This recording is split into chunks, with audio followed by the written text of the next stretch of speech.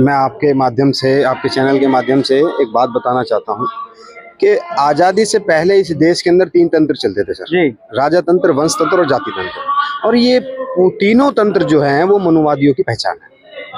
आज़ादी के बाद इस देश के अंदर 3 तंत्र लागू होते हैं जिनका नाम है लोकतंत्र, कानूनी तंत्र और जनतंत्र। जी। जब ये लागू होते हैं तो उस वंचित वर्ग को अपने हक और अधिकार के लिए बोलने की अनुमति मिलती है और उनको समाज में अपनी भूमिका निभाने के लिए अवसर मिलते हैं, वो भारतीय संविधान के आधार। भारतीय संविधान के निर्माता बाबा साहब अम्बेडकर और उनसे पहले तमाम महापुरुषों के आंदोलन की बदौलत आज दलित समाज आज इस मजबूती पर आकर खड़ा है। तो कहीं ना कहीं उस मनुवाद को वो खटक रहा है कि क्यों ये आज हमारी उस गुलामी से छूटे, इन्हें वापस उसी गुलामी में लाया जाए, उसी राजा तंत्र को इस देश में लाया जाए, उसी वंश तंत्र को लाया जाए, उसी जाति तंत्र को लाया जाए और इस संविधान को खत्म किया जाए। ये वही लोग मनुवादी हैं जो उस समय में भी उस राष्ट्र, उस हिंदुत्व की प्रचार करते थे जिसके शासनकाल में दलित समाज हजारों साल तक गुलाम बना रहा। उसके बाद अब 1925 में जब एक संगठन इस देश में अपना स्थापना करता है, नाम लेना जरूरी नहीं है, सभी को पता है उनकी विचारधारा और उनके कार्य सभी को पता है। 1925 में जब वो अपने संगठन की स्थापना करते हैं तब से वो अपने संगठन का उद्देश्य बनाते हैं कि हम इस देश के अंदर हिंदू राष्ट्रवादी विचारधारा का एक शासन लाएंगे और इस देश को हिंदू राष्ट्रवादी बनाएंगे। मैं उनसे पूछना चाहता हूं कि जब आप इस देश को हिंदू राष्ट्रवादी बनाना चाहते थे, मैं बहुत पहले से लेके जा रहा हूं क्योंकि अभी मुद्दा ही है, मगर कहीं ना कहीं उससे तालमेल खाता है, इसलिए मैं आपसे बोल रहा हूं। जब इस देश में आजादी से पहले जब आपका हिंदू राष्ट्रवादी शासन चल रहा था, आप इस भारत को गुलाम कैसे बनते हुए देख पाए? क्या वो कारण थे? आपके वही धार्मिक ग्रंथ थे, उन्हीं शक्तियों के साथ थे, उन्हीं ताकतों के साथ आप थे जिन ताकतों के साथ शायद आज हैं। जी। तब हमारा देश गुलाम क्यों हुआ? उसका कारण क्या था? उसका कारण सिर्फ वो मनुवादी विचारधारा थी जिसमें ऊंच नीच, छोटे बड़े का भेदभाव था। और अब उसके बाद जब संविधान में ये सब चीजें खत्म हुई, संविधान के अंदर जब लोकतंत्र की बात आती है, कानूनी तंत्र की बात आती है, जनतंत्र की बात आती है, तो समाज में विज्ञान की भी बात होती है, समाज में शिक्षा की भी बात होती है, समाज में बराबरी की भी बात आती है, हर प्रकार की जो भी हक और अधिकार की बात आती है वो संविधान करता है। तो ये मनुवादी लोगों के लिए सबसे ज्यादा अगर कोई खतरा है और सबसे ज्यादा जो इनके लिए कोई रड़क है वो है भारतीय संविधान, जिसको अभी मौजूदा शासन और मौजूदा केंद्रीय सत्ता संविधान की धज्जियां तार तार करने में लगी हुई है। आप इसको गणेश के कांड से देख सकते हैं, आप इसको दिल्ली नैंगल कांड से देख सकते हैं, आप इसको हाथरस कांड से देख सकते हैं, आप इसको रोहित वेमुला के कांड से देख सकते हैं, आप इसको राजस्थान के मटका पीने के उस बच्चे के कांड से देख सकते हैं। तमाम देश के अंदर, इस हरियाणा में कितने कार्य हुए हैं जिनमें ये क्लियर दिखाया जाता है कि ये विचारधारा वाली सरकार संविधान विरोधी सरकार है। यहाँ कहीं ना कहीं वही ऊंच नीच का भेद आपके अंदर पैदा है। ये वही लोग हैं, मैं आपको बता देता हूं, कि जिन्होंने बाबा साहब अम्बेडकर के जीवित रहते हुए हिंदू कोड बिल लाने पर उनकी शव यात्रा निकाली थी, उनके पुतले जलाए थे। ये वही लोग हैं जिनके नेता जो राज्यसभाओं में रहे हैं, लोकसभाओं में रहे हैं, अपनी बुकों के अंदर लिखते हैं कि वो बाबा साहब अम्बेडकर बेहद ही लालची किस्म के इंसान थे। तमाम तरह की उनके ऊपर जो प्रतिक्रिया देते हैं जो कि बेबुनियाद थी। यदि बाबा साहब अम्बेडकर इस देश के अंदर ना होते तो ये देश आज इस मजबूती पर नहीं खड़ा होता। भारतीय संविधान के शिल्पकार और एक बहुत ही बड़े देश की जो है ना उन्होंने संविधान की रचना करी है, जिसके आधार पर आज भारत को जाना जाता है। और एक इतना महान विद्वान व्यक्ति आज भारत के अंदर जन्म लिया, ये हमारे लिए बहुत बड़ी सौभाग्य की बात है। और देखिए, अब मैं आता हूँ बात गणेश की। देखिए, गणेश के साथ जो हुआ है ये उसी कार्य को दर्शाता है कि कहीं ना कहीं मनुवादी लोग आज भी हमारे ऊपर हैवी होना चाह रहे हैं। अगर संविधान ना होता तो आज देखिए हम ये आंदोलन भी नहीं कर सकते थे जी। वो भी समय रहा है कि हमें बोलने की भी आजादी नहीं थी, मगर आज संविधान ही है जिसकी बदौलत आज हम यहाँ पर बैठे हैं। संविधान ही है जिसकी बदौलत जब पुलिस ने एफआईआर नहीं करी, जब इस देश के राज्य के प्रशासन ने उनकी आवाज नहीं सुनाई, तो दिल्ली हरियाणा हाईकोर्ट में, चंडीगढ़ में जाके उन्होंने पिटीशन फाइल करी। ये संविधान की ताकत है। अगर संविधान नहीं होता तो ये सब चीजें नहीं होती। गणेश वाल्मीकि के साथ आज पूरा समाज है और पूरा दलित समाज है, मिशन मूवमेंट के सभी लोग हैं। जब तक इस गणेश को हम न्याय नहीं दिलाते तब तक इसका आंदोलन को हम जारी रखेंगे। कुछ लोग जो है, अभी आपने देखा होगा भी मूर्ति को लेके काफी विवाद रहा है, बाबा साहब की मूर्ति को लेके मध्य प्रदेश के अंदर। तो कुछ लोगों का कहना है जो मनुवादी आप जिसको हम बोलते हैं ब्राह्मण जो विचारधारा के वकील है, उन्होंने कहा भी संविधान तो डॉक्टर अंबेडकर ने लिखा ही नहीं, वो तो +2 पास थे। अच्छा, तो मैं उनसे ये पूछना चाहूंगा और उनको बताना चाहूंगा कि संविधान की जो 7 लोगों की कमेटी गठित थी, BN राव का नाम ले रहे भाई, BN राव ने जो है संविधान को लिखा और डॉक्टर अंबेडकर +2 पास थे, उन्होंने जो है संविधान नहीं लिखा, ये सिर्फ भ्रम फैलाया गया है। चलिए किस तथ्य के आधार पर बोल रहे हैं? किस तथ्यों के आधार पर बोल रहे हैं? कोई तथ्य है या अपने वही भ्रमजाल वाले मनगढ़ंत कहानियां बना करके ये लोगों को गुमराह कर रहे हैं जो आरएसएस करती आ रही है? वही लोग हैं ये, मैं खुलकर नाम ले देता हूँ, वही लोग हैं जो ये कहते हैं कि स्वतंत्रता संग्राम में आरएसएस के स्वयंसेवकों की 63,000 संख्या थी। कितनी? 63,000। मगर जब गूगल पे 1920 और 30 का डाटा निकाला जाता है तो आरएसएस के पास कुल स्वयंसेवक 300 से 500 थे। 60,000 कहां से आ गए? ये गूगल का डाटा बताता है, मैं नहीं बताता हूं आपको, मैं स्क्रीनशॉट दिखा दूंगा, मैं हवा में नहीं बोलूंगा, मैं आपको बताता हूं कि ये स्क्रीनशॉट में जब मैंने पढ़ा इसको, आरएसएस अपने प्रशिक्षण शिविर में जी हमारे दलित समुदाय को इन बातों को बता करके भ्रमित करता है।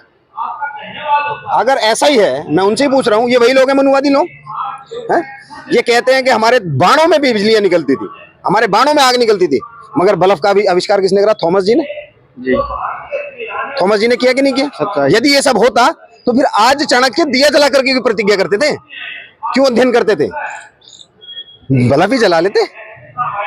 जब इतने पहले इनके पास इतनी दिव्य शक्तियां थी जी, तो थॉमस जी को 1845 के दशक 70 के दशक में उनको क्यों बल्ब का आविष्कार करना पड़ा? और छोड़िए, और इनके मैं पाखंडी पोल खोलता हूँ थोड़ी सी, अब जब बात आई गई है तो सीधी सी आ जाती है। देखिए मैं इनसे ये पूछना चाहता हूँ, जो सच्चाई है वो आम जनता तक पहुँचे, हर युवा तक पहुँचे, जो इस लोगों को, जिन लोगों को भ्रमित किया गया है आप जवाब भ्रम के जाल के अंदर। मैं आपके चैनल के माध्यम से चैलेंज के साथ पूछना चाहता हूँ, बताएं आपको अपने संगठन के अंदर प्रचारक चाहिए होते हैं, विस्तारक चाहिए होते हैं, विचारक क्यों नहीं चाहिए होते? क्यों नहीं चाहिए होता? बताएं आप क्यों? कोई और दूसरी अपनी विचारधारा इस देश में लागू ना हो पाए? आपकी व्यक्तिगत विचारधारा इस देश में लागू रहे? ये आपके संगठन की मानसिकता है। आप कहते हैं बाबा साहब अम्बेडकर आरएसएस के समर्थक थे। यदि बाबा साहब अम्बेडकर आरएसएस के समर्थक थे तो बताएं आपने उनकी शव यात्रा क्यों निकाली? बताएं आपने उनके पुतले क्यों जलाए? आप और भी आ जाता हूं, चलिए मैं और इस पे आ जाता हूं, डिटेल में आ जाता हूं। ये क्या कहते हैं, ये क्या कहते हैं कि पर्यावरण जो है, ये हमारे लोगों को समझाते हैं प्रशिक्षण शिविर में, पर्यावरण जो है ये एक प्राकृतिक भ्रम है,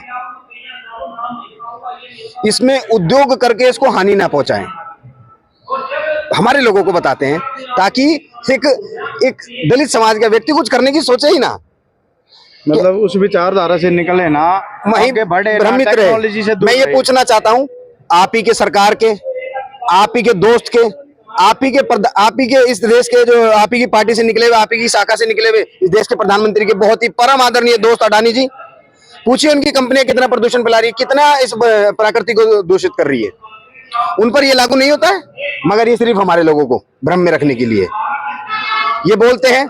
मैं इनकी बोलते हैं रामायण में, भागवत गीता में, इनके तमाम धार्मिक ग्रंथों में बताए हिंदू शब्द कहाँ लिखा है? मैं चैलेंज के साथ कहता हूं आपको, आप और छोड़िए, अब और आ जाता हूं मैं इनके, अब इनकी खोलने की बात आती है तो इन्हीं पे आता हूं। अब आप मेरे को एक बात बताएं, शंभुक ऋषि का वध राम ने क्यों किया? कौन था वो जो यज्ञ के कारण मरा था?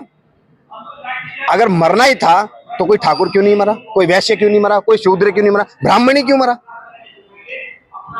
किसने लिखाई है कि जन्म से अधिकार ही निकाई है? अध्ययन की बात करते हैं, आध्यात्मिकता की बात करते हैं, ये नहीं, इनके नेता भी कहते हैं आध्यात्मिकता की स्वामी विवेकानंद ने परिभाषा दी है, पढ़िए उनकी बुक में, क्या कहते हैं कि आध्यात्मिकता का वास्तविक रूप समाज कल्याण, राजनीति से कहीं ना कहीं उसका कोई लेना देना नहीं है। मगर इनके तो बाबा प्रधानमंत्री बनने के लिए तैयार है और बोलते हैं हम तो झोला लेके चल देंगे। और अभी एक बाबा और तैयार हो रहा है उत्तर प्रदेश से, कह रहे हैं हम उन्हें बनाएंगे। अरे भैया हमारा तो एक नहीं झिल रहा है, एक ने हमारा बेड़ा गर्क कर दिया, अब आप दूसरे को और ला रहे हैं। उन्हीं बाबाओं की सुन लो, गांव हत्या नहीं होंगी, गायें हत्या नहीं होंगी, मगर उन्हीं के शासनकाल में देश जो है भारत देश सबसे बड़ा एक्सपोर्टर बन जाता है बीफ का सप्लायर।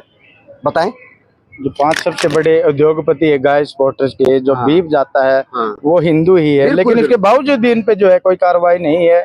और आम लोगों को जो भ्रमित किया जाता है गऊ के नाम पे, मुंह ब्लीचिंग के नाम पे, और टारगेट जो किया जाता है अल्पसंख्यक लोगों को, क्या आप कहना चाहोगे इस वक्त? अल्पसंख्यक लोगों को इतिहास जाके पढ़ लीजिए, इतिहास जाके पढ़ लीजिए। गाय को खाने वाले खुद यही लोग थे पहले, इनके हिस्ट्री में जाके देख लीजिए।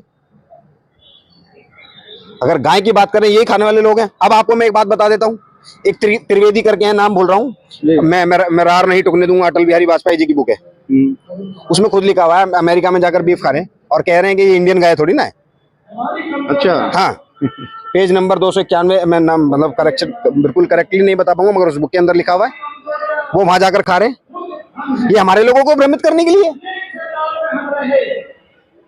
इतिहास ये भी बताता है कि श्राद्धों में मतलब तरह तरह के प्रकार के बना करके पकवान अपने श्राद्धों में भोग चलाते थे गाय के गोश्त का। इतिहास ये भी बताता है, बाबा साहब अम्बेडकर बताते हैं, पढ़िए आप बाबा साहब के लिटरेचर को। जी।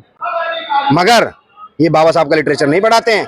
बाबा साहब के लिटरेचर में तोड़ मरोड़ करके अपनी विचारधारा को छेड़ देते हैं। बाबा साहब अम्बेडकर आरएसएस के बिल्कुल भी समर्थक नहीं थे। बाबा साहब अम्बेडकर इस देश को किसी भी एक धर्म का बनाने के बिल्कुल समर्थक नहीं थे। धर्मनिरपेक्ष भारत इसीलिए उन्होंने कहा था कि यहाँ सभी जाति सभी धर्म के लोग रहते हैं और सभी को बराबरी का अधिकार है। मगर अभी ये लोग कहते हैं कि सेकुलरिज्म शब्द हट जाना चाहिए सब संविधान में से। क्या हो जाना चाहिए उसमें, आप ही बताओ। ये संविधान को खत्म करने के लिए इनकी कार्रवाई नहीं है। ये कहते हैं हम संविधान विरोधी नहीं है, कहते हैं हमने बाबा साहब अम्बेडकर के 5 तीर्थ स्थल बना दिए। भाई साहब, बाबा साहब अम्बेडकर के विचार ये कहते हैं कि मैं तीर्थ स्थलों में नहीं हूँ, किताबों में हूँ, मुझे किताबों में ढूंढो। आप ये बताएं ना, दलित समाज को पढ़ाने के लिए आपने कितने स्कूल खुलवा दिए? उत्तर प्रदेश में कितने स्कूल बंद हो रहे हैं? हजारों की संख्या में हर राज्य के अंदर स्कूल बंद हो रहे हैं, शिक्षा को बेचा जा रहा है। आप बताएं, गरीब पढ़ेगा नहीं, अमीर पढ़ता रहेगा। किस प्रकार की देश की उन्नति है? ये कहते हैं देश में हिंदू संस्कृति होनी चाहिए, बहुत अच्छी बात है, चलिए फॉलो करें। मगर फॉलो करने पे बात आती है तो खुद के बच्चे अमेरिका पढ़ रहे होते हैं, खुद के कैबिनेट मिनिस्टरों के बच्चे बाहर विदेशों में पढ़ रहे होते हैं। पर जब बात हमारी आती है तो कहते हैं आप हिंदू संस्कृति को माने, हिंदी बोलने पर गर्व करें, और आप आए वहां से डिग्री लेकर हमारे ऊपर सत्ता करने के लिए, अपनी सत्ता कायम करने के लिए। तो भाई का एक धमाकेदार इंटरव्यू जो आपने देखा होगा, जो उन विचारधाराओं को खोलने का काम करता है। अगला इंटरव्यू भी हम जो है भाई के साथ ही करेंगे। अभी जो मामला है कुछ और तरह का चला हुआ है। हम जो है इतिहास को लेके जो है इन भाई से चर्चा करेंगे, अगले मुद्दे को लेके, और धमाकेदार एक इंटरव्यू हो रहा होगा। तब तक बने रहिए जसवंत कनेला के साथ। जय हिंद।